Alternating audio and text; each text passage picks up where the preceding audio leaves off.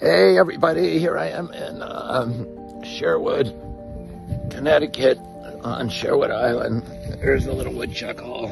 Shirley Troubadour asked a question about why Gates and China are being allowed to buy up all the farmland in our country. And I'm going to tell you something that I had an experience with. I spent many years, about 20 years, suing the factory farms, the big hog farms, and the big chicken producers like Tyson and Bo Pilgrim and Frank Perdue. But Smithfield Foods was the biggest pork producer. And Smithfield came to the state of North Carolina. They built a slaughterhouse that could process 30,000 pigs a day.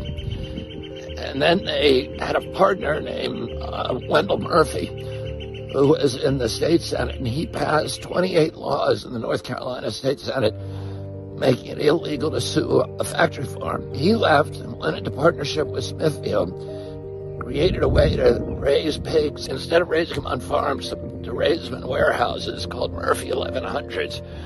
And they dropped the price of pork from 60 cents a pound to 2 cents a pound. It put out of business all 28,000 independent hog farmers in the state of North Carolina, and it replaced them with 2,200 factories, all of them either owned by Smithfield or contracted to Smithfield. The only farmers who could stay in business were farmers who signed that contract with Smithfield to mortgage their homes, to put those big hog sheds, the Murphy 1100s, on their property, and then they lose all control. They become serfs on their own land.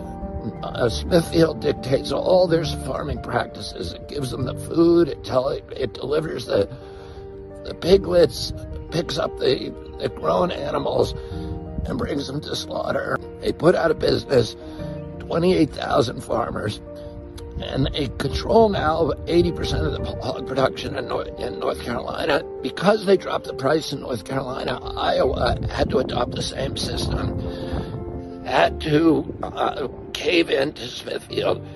They ended up taking control of 80% of the hog production in our country. Then they sold themselves to China. So now China owns all that hog production in America, and it controls our landscapes. And that's the end of Thomas Jefferson's vision of an American democracy rooted in tens of thousands of independent freeholds, each one owned by family farmers, each with a stake in our system of government.